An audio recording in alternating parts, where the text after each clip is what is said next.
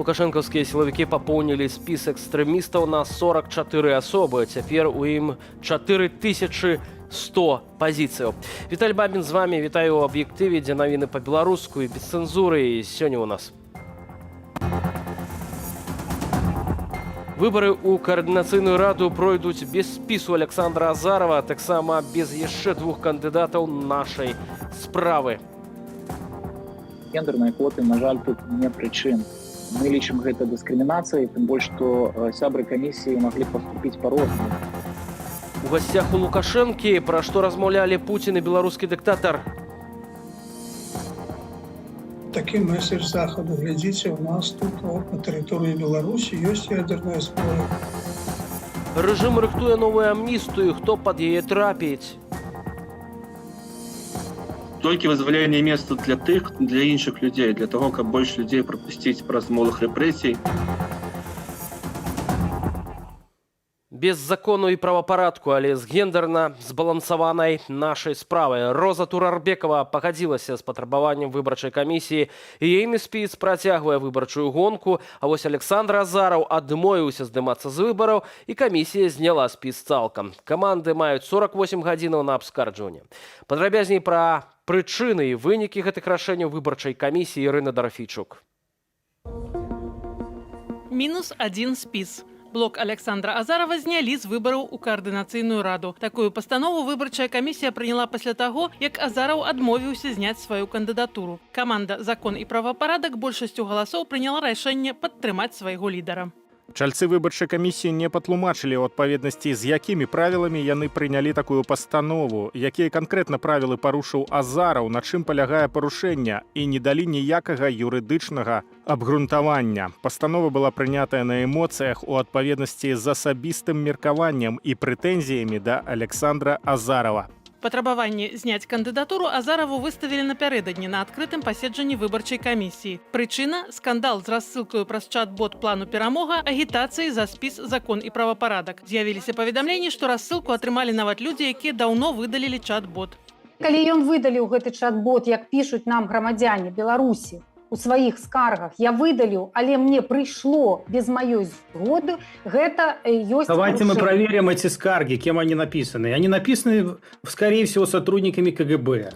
Паколькі ў выбарчай камісіі няма механізму, каб выключыць са спісу канкрэтнага кандыдата, то пасля адмовы Азарова спіс знялі цалкам. Выбарчая камісія цалкам карэктна, я лічу, паступіла, бо велізарнае абурэнне выклікаў гэты крок. Калі б, умоўна кажучы, яны разаслалі проста заклік удзельнічаць у выбарах у каардынацыйную раду, ну окей. Хаця таксама ці варта было так рызыкаваць людзьмі. З пагрозаю выключэння сутыкнуўся і спіс «Наша справа» на чале з Розай Турарбекавай, бо там знялі свае кандыдатуры дзве ўдзельніцы. У выніку спіс перастаў адпавядаць патрабаванням гендерных квотаў, паводле якіх не менш за 40% кожнага спісу павінны складаць жанчыны. Конечно, если у нас не будет иного выхода, я возьму на себя функции администрации Лукашенко и положу на алтарь два заявления двух людей. Но это, мне кажется, будет политически очень некрасиво, нехорошо и несправедливо. Пасля таго, як Віктор Саскевіч і Андрей Жукавец напісалі заявы аб самаадводзе, спіс Розы Турарбекавай застаўся ў выбарчых бюлетэнях. Але наша справа абскарджвае рашэнне выбарчай камісіі. Мы лічым, што яно абсалютна не правамоцным, што яно дыскрымінацыйнае, ну і заклікалі таксама нашых калег з іншых выбарчых спісаў падтрымаць нас, таму што ўжо быў кейс выключэння, напрыклад, сяброўкі з іншага спісу, которого мы падтрымалі і аднавілі ў правах, Аліна Коўшык. І мы будем спадзявацца, што ўсё ж такі гэта рашэнне оно будзе адменена пад заклікам грамадскасці. Напярэдадні ў шэрагу сваякоў кандыдатаў у Беларусі прайшлі ператрусы. Пра 12 такіх выпадкаў заявіла кааліцыя каманды Латушкі і Рух за свабоду. Пра ператрус у бацькоў паведамляла спартоўка Крысціна Цімановская, якая балатавалася ў складзе спісу «Закон і правапарадак». Учора прайшлі ператрусы у сваякоў, усіх сваякоў сябраў нашага спісу, якія знаходзяцца ў Беларусі, іх выклікалі на допыты. у КДБ, і па сутнасці адначасна адбываліся гэтыя допыты і паседжання выбарчай камісіі. Днямі следчы камітэт пачаў крымінальныя справы супраць усіх 257 кандыдатаў на выбарах у каардынацыйную раду. Раней усе 12 выбарчых спісаў сілавікі прызналі так званымі экстрэмісцкімі фармаваннямі. Прычынаю такой жорсткай рэакцыі можа быць страх рэжыму, што рада аб'яднае беларусаў, мяркуе Юрый Дракахруст. Пачынаецца нейкі палітычны працэс, пачынаюцца нейкія, я не ведаю, пратэсты, нейкія страйкі, то каардынацыйная рада можа, я не кажу абавязкова, стала б, але можа стаць нейкім штабам, нейкай інстытуцыі, структуры, якая гэтыя дзеянні будзе каардынаваць. Галасаванне на выбарах у каардынацыйную раду пачнецца заўтра і працягнецца да 27 траўня. А ўжо менш як праз гадзіну ў нашым эфіры выбарчы вечар з дэбатамі кандыдатаў. Ірына Дарафейчук, Белсад. Лукашенко знайшоў вінаватага ў смерці прэзідэнта Ірану Раісі. Гідкая, агідная пазіцыя Злучаных Штатаў прывяла да гэтага. Найперш санкцыі, заявіў дыктатар у Менску падчас сустрэчы з Владзімірам Пуцінам. Лукашенко таксама абурыўся тым, што ЗША ўвелі санкцыі супраць ягонага самалёта. Казалі дыктатары і пра адмену роумінгу паміж Беларусію і Расіяй, і пра нібыта нелегітымнасць Уладзіміра Зеленскага. Марына Янович з падрабязнасцямі. Я вас приветствую на родной вам белорусской земле. Менскія перамовы Владзіміра Пуціна з Александром Лукашэнкам сам-насам доўжыліся сёння 1 гадзіну і 45 хвілінаў. Інтрыгаю было, пра што здолелі дамовіцца. Але пэўны час інтрыга заставалася нераскрытаю. Мне приятно, что Минск вам понравился, и люди понравились. Город в очень хорошем состоянии, красивый, погода хорошая, все. Обстановка праздника. Адразу ж па прылёце ў Менск Пуцін агучваў зусім іншыя тэмы. Обсудим в том числе и вопросы безопасности, которым вы уделяете постоянно большое внимание. Поговорим, конечно, и об учениях, о второй фазе учений. Это связано с прямым участием наших белорусских друзей, коллег. Гаворка ідзе пра беларуска-расійскае вучэбнае адпрацоўванне ўжывання тактычнай ядравой зброі. Очевидно, что его путинское участие, прямо личное участие в учениях по использованию тактического ядерного оружия, это, конечно, читается всеми как определенный совершенно угрожающий шаг. На это Путин рассчитывает. Для Лукашэнкі ж валоданне ядравым арсеналам даўняя мара, нібыта наяўнасць такіх боеголовок подвышае палітычную вагу дзяржавы. Это смертоносное, опасное, с автоматом не сравнишь оружие. Тренироваться надо. Я честно признался, что это наша 3-я тренировка с момента размещения ядерного оружия на территории Беларуси. Ну, а у россиян они раньше это не афишировали, там, наверное, десятки таких тренировок. У его уявленнях ядерная зброя – это зброя, яка додає йому додаткову силу, додатковий аргумент, додаткову вагу. Ну, а коли эта сила есть, то час від часу треба її махати, якби перед носом опонента, у ворога. У анонсе візіту была яшчэ тэма прасоўвання нейкіх супольных гандлёва-эканамічных праектаў. За гэта ў Беларусі адказвае ўрад. А прэм'ер-міністр Роман Галоўчынка акурат у гэты ж дзень у туркменскім Ашгабаце бярэ ўдзел у паседжанні кіраўнікоў урадаў краінаў СНД. Абмяркоўваць эканамічны блок без яго, прынамсі дзіўна, пагатоў з новопрызначаным міністрам обороны России Андреем Белоусовым. Белоусов может, конечно, попытаться как-то еще оптимизировать военно-техническое сотрудничество и поставки, которые идут от Беларуси и через Беларусь в Россию. Но ресурсов немного, и они все уже задействованы. Традыцыйна чарговасць замежных візітаў новаабранага кіраўніка дзяржавы дэманструе ягоныя прыярытэты ў замежнай палітыцы. Путин после инаугурации первый визит здійснив у Китай, что так демонструє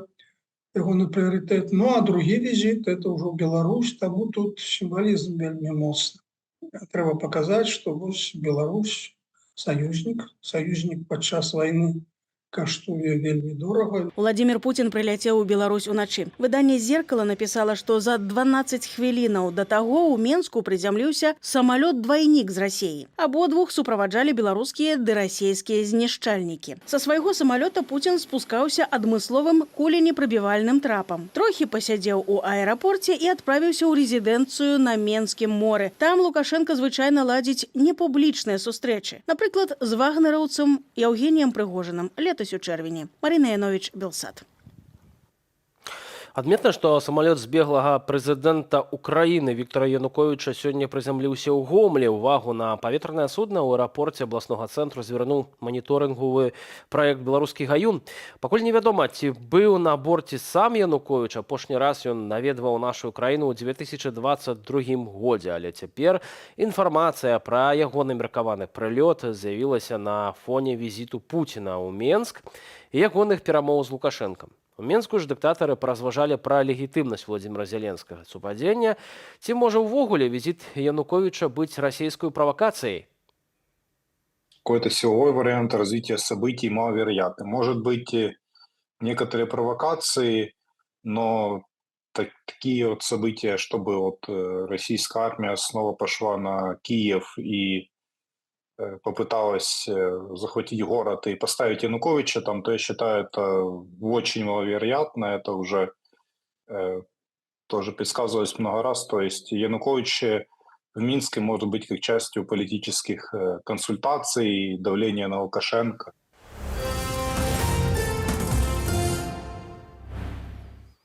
А Владзімір Зеленскі, якога ўзгадвалі Пуцін і Лукашенко, наведаў разбураную напярэдадні расійскім войскам харкаўскую друкарню. Ад ракетнага ўдару ў паліграфічным комплексе згарэлі 50 тысяч кніг. Там друкавалі кнігі шматлікіх украінскіх выдавецтваў. Зеленскі расказаў у сябе ў тэлеграм-канале, што ў друкарні не абышлося без ахвяраў. Разам з гэтым збройныя сілы Украіны пачалі контрнаступ на харкаўскім кірунку. Пра іншыя падзеі раскажа Руслан Ігнатович. Стэпы Донбасу, наваколля вёскі Моспіна Донецкай вобласці. На гэтых кадрах найноўшы комплекс паветранай абароны акупантаў С-400 «Трыумф». Адну за адной выпускае супраць ракеты. Прычына, сілы абароны Украіны наносяць удар балістыкай па гэтым комплексе. Усё, што адбываецца, фіксуецца на камеру беспілотніка. Праз імгнення на пазіцыю разліку С-400 прылятае ракета і раскідвае суббаепрыпасы. Пачынаецца так званае фаер-шоу. Вось так дэтануе боекамплект. Поражение наносилось ракетами типа «Атакамс» с кассетной боевой частью. Вот. Самое главное, что данная цель является одной из основных именно для такого средства поражения, которым она была поражена. У выніку знішчаныя дзве пускавыя сістэмы ЗРК С-400, РЛС-96Л6Е і пункт кіравання комплексам. Кантрактны кошт аднаго дывізіёну з 4 машынаў гэтага комплексу складае каля 625 мільёнаў долараў. 23 траўня ЗСУ нанеслі серыю зруйнавальных удараў па часова акупаваным Крыме. Гукі выбухаў фіксавалі ў Ялце, Еўпаторыі, Саках, Сімферопалі, Джанкоі і Алушце. Таксама на запісе можна ўбачыць запознены пуск супраць ракеты. У выніку ўдалай атакі знішчаны вузел сувязі расійскіх акупантаў. Там была размещена воинская часть радиоразведки ФСБ, которая, в общем, продолжает традиции Комитета госбезопасности и ведет разведывательную деятельность в Черноморском регионе. Жыхары Алушты паведамлялі, што на месца атакі ракетамі ехала шмат машынаў хуткай дапамогі, а крымскія тэлеграм-каналы пісалі пра дзясяткі загінулых расійскіх вайскоўцаў, сярод якіх і высокапастаўленыя афіцэры. На ўсёй тэрыторыі Якутіі праз паўводку абвешчаны рэжым надзвычайнай сітуацыі. Пад вадой ужо каля 500 дамоў, вада зайшла нават у тыя населеныя пункты, у якіх паводкі раней ніколі не было. Тысячы жыхароў пакінулі свае дамы, але шмат хто адмаўляецца эвакуявацца. Пра кампенсацыі пацярпелым рэгіянальныя ўлады пакуль не паведамлялі. Між тым, сіноптыкі прагназуюць, што найбліжэйшым часам узровень вады ў рацэ Лена працягне падымацца. Генеральны штаб Ірану апублікаваў папярэднюю справаздачу пра расследаванне прычынаў аварыі верталёта, на борце якога быў прэзідэнт Ірану Эбрагім Раісі. Следчыя сцвярджаюць, што верталёт загарэўся толькі пасля сутыкнення з гарою, а слядоў ад куляў ці іншага вонкавага ўздзеяння на абломках няма. У перамовах экіпажу з дзяжурнымі дыспетчарамі нічога падазронага таксама няма. Эбрагіма Раісі пахавалі 23 траўня ў маўзалеі імама Рэзы у ягоным родным горадзе Машгад на паўночным усходзе Ірану. Руслан Ігнатовіч, Белсад. Сталася вядома пра чарговыя праблемы са здароўем арцыбіскупа Тадэуша Кандрусевіча. Ён перанёс інфаркт і аперацыю на сэрцы, паведаміў партал catholic.by. Іерарха ўжо выпісалі са шпіталю, і напярэдадні ён паўдзельнічаў ва ўрачыстасцях са святарамі Менска-Магілёўскай архідыяцэзіі ў Буцлаве. Сёлета ў лютым Тадэуша Кандрусевіча ўжо шпіталізавалі з дыягназам мігатлівая арытмія сэрца. Летась жа 78-гадовы арцыбіскуп перажыў аперацыю для выдалення пухліны. У 20-м годзе Тадэуш Кандрусевіч, які тады ачоліваў Менска-Магілёўскую архідыяцэзію, асудзіў гвалт лукашэнкаўскіх сілавікоў. У выніку амаль 4 месяцы ён правёў у выгнанні. Беларускія памежнікі без тлумачэння прычынаў не ўпускалі яго ў краіну пасля паездкі ў Польшу. Пры пасярэдніцтве Ватыкану мітрапаліт Тадэуш Кандрусевіч змог вярнуцца дадому.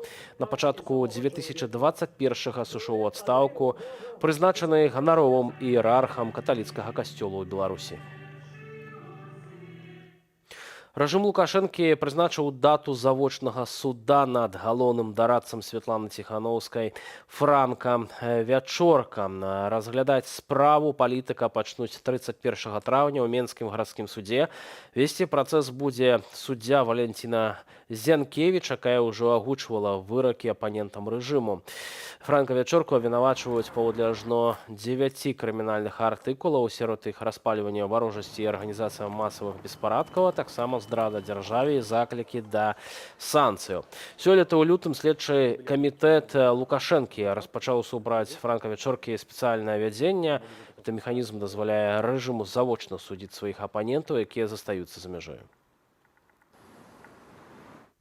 Амністыя як спосаб павялічыць колькасць месцаў для новых палітвязняў. Рэжым абвесціў, што рыхтуе вызваленне. Ды палёгку для беларускіх асуджаных, аднак палітычных зняволеных новы закон не тычацца. Не робіцца палёгкі нават для палітзняволеных жанчын з дзецьмі. У той жа час, як зменшыць тэрміны маці асуджаным за наркотыкі ці забойствы. Падрабязней Александр Дзегсяроў. Так званы парламент на цяперашняй сесіі рыхтуецца да разгляду законапраекту аб чарговай амністыі. Дакумент прайшоў зацвярджэнне ў сілавых ведомствах і адміністрацыі Лукашэнкі. Паводле разлікаў дэпутатаў, амністыю ўжывуць для больш чым 7 тысяч асуджаных. Просто няма куды людзей сажаць. На жаль, гэта факт. Это толькі вызваленне месца для іншых людзей, для того, каб больш людзей прапусціць праз малых рэпрэсій.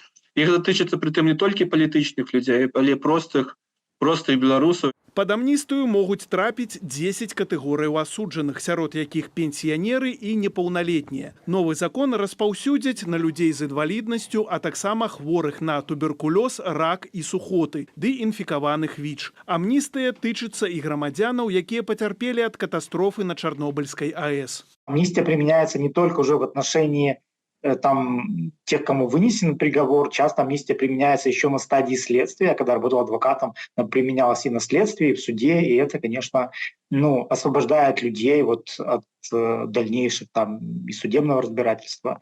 Это облегчает немножко. Пад палёгку не трапяць палітвязні. Амаль усе так званыя палітычныя артыкулы уключаныя ў спіс, паводле якога амністыі не будзе. Апроч таго, не пашанцуе злосным парушальнікам. Гэткі статус звычайна маюць усе палітвязні, у тым ліку і тыя, хто фармальна не асуджаны паводле палітычных артыкулаў.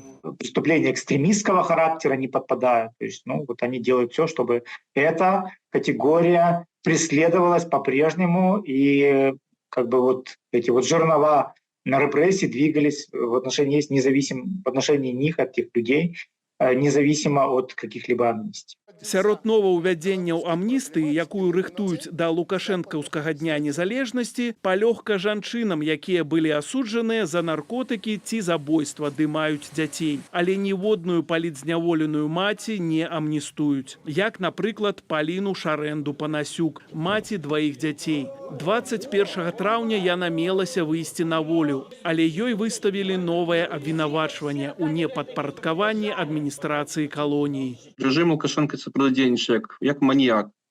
А маніяку выгодна якраз такі як ахвяры, якія не могуць здаць нейкія рэшты. Таму ні моя жонка Паліна Шарэнду-Панасюк, не тая ж самая Ольга Залатар, маці 5 дзяцей, якая знаходзіцца за кратамі пад амністыю, зразумела, не трапіць. З 1991 года цяперашняя амністыя будзе 18-ю. Папярэдняя прайшла пазалетась, яе праводзілі да так званага Дня народнага адзінства. Тады амніставалі каля 5,5 тысяч чалавек. Палітзняволеных сярод іх не было. Александр Дегтяров, Белсад. А цяпер да ўвагі кіроўцаў. З 25 траўня ў дзень трэба будзе ездзіць з уключаным блізкім святлом або дзённымі хадавымі агнямі. Да 5 чэрвеня у Беларусі будзе трываць прафілактычная акцыя «Увага, дзеці». У прэс-службе Міністэрства ўнутраных спраў патлумачылі, што мэта гэтай захады прыцягнуць увагу да бяспекі дзяцей ды павысіць адказнасць бацькоў і кіроўцаў. Таму акцэнт будзе надавацца тлумачальнай працы з дарослымі. Паводле дадзеных ведомства, у сярэднім 60% непаўналетніх атрымліваюць траўмы на дарогах з траўня да верасня. У Варшаве праходзіць міжнародны кніжны кірмаш. Выстава збірае як усіх польскіх, так і замежных выдаўцоў. Працуе на ім і беларускі стэнд, на якім можна будзе набыць кнігі больш як 10 розных беларускіх выдавецтваў. Пра тое, што сёння прапаноўваюць прачытаць па-беларуску з польскай сталіцы, апавядзе Андрэй Сульжыц. У самым сэрцы Варшавы праходзіць галоўная падзея года ў Польшчы, звязаная з кнігамі – міжнародны варшаўскі кніжны кірмаш. Сёлетняя падзея адбудзецца з удзелам беларусаў. На стэндзе незалежных выдаўцоў «Вольная Беларусь», айчынная і сусветная класіка. Не бракавала і сюрпрызаў. Зазвычай выдаўцы прыязджаюць на выставу з навінкамі. Не абмінулі гэтай традыцыі і ў выдавецтве Янушкевіч. Галоўная падзея беларускага стэнду – старт продажу кнігі Стывена Кінга «Зянне». Доўга думаць не прыйшлося, каб нарэшце выдаць першы раман амерыканскага пісьменніка па-беларуску. Наспеў час, у нас ужо ёсць досвед у такіх справах. Мы вельмі ганарымся, што гэтую справу ўдалося здзейсніць. Паводле перакладніцы Ганны Комар, пераклады сусветнай класікі ўзбагачаюць беларускую культуру і папулярызуюць мову. Пераклады замежных кніг, такіх знакавых, тым больш. Яны падвышаюць статус беларускай мовы і прыцягваюць увагу чытацкай аўдыторыі, якія, можа быць, інакш бы не вельмі зацікавіліся беларускай кнігай. Так было з перакладам Гарры Поттера і з іншымі кнігамі. Беларускі пераклад раману выклікаў сапраўдны інтарэс у чытачоў задоўга да старту продажу. Калі я даведалася, што будзе падпісана такая дамова з яго прадстаўнікамі, па-беларуску будзе выдавацца Кінг, то, канешне, ужо проста з таго моманту я пачала чакаць, калі гэта адбудзецца падзея. Таму сёння мы проста спяшаліся, ляцелі. Я нават хвалявалася, што мы спазняемся на 10 хвілін, таму што для мяне асабіста гэта рэальна падзея, таму што это і па-беларуску, і мой любімы аўтар яшчэ пры гэтым. Планы ў выдавецтва амбітныя. На просьбу чытачоў будуць перавыданыя першыя 3 часткі серыі кніг пра ведзьмара Анджэя Сапкоўскага, а таксама да выдання рыхтуецца 5-я частка серыі. І гэта яшчэ не ўсё. Пару дзён назад мы заключили контракт на выданне вялікага збору апавяданняў аргентинскага класіка Хорхе Луіса Борхеса. Вось. Спадзяемся, што гэтая кніга выйдзе ў 2025 годзе. Сярод навінак, прымеркаваных да выставы, прыгодніцкі раман Альгерда Бахарэвіча «Капітан лятучая рыба» з ілюстрацыямі Лявона Вольскага, кніга для дзяцей Эльгі Паповай «Мора ў горадзе» ды іншыя. Усе кнігі выдадзеныя прыватнымі выдавецтвамі, але чаму не дзяржаўнымі? Калі ты сядзіш, як бы жывеш за кошт всяго гатовага, то не надо у тебя матывацыя шукаць нейкія іншыя шляхі, выходзіць па-за межы там стандартнага нечага, традыцыйнага, нейкіх відавочных рэчаў. Ну і, магчыма, няма такіх рэсурсаў, няма некай, можа быць, прадпрымальніцкай жылкі, да і проста няма ідэй. Кнігі беларускіх выдаўцоў дасяжныя ў Беларусі праз маркетплейсы, а вось сама варшаўская выстава адкрытая для наведнікаў да 26 траўня. Андрэй Сульжыц, Белсат. Як будуць разгортвацца падзеі вакол сітуацыі са спіса Александра Азарова, які не дапусцілі да выбараў у Каардынацыйную раду? Чаму агулам гэтыя выбары мала цікавыя беларусам? Абмяркуем у студыі Белсат адразу пасля прагнозу надвор'я на заўтра.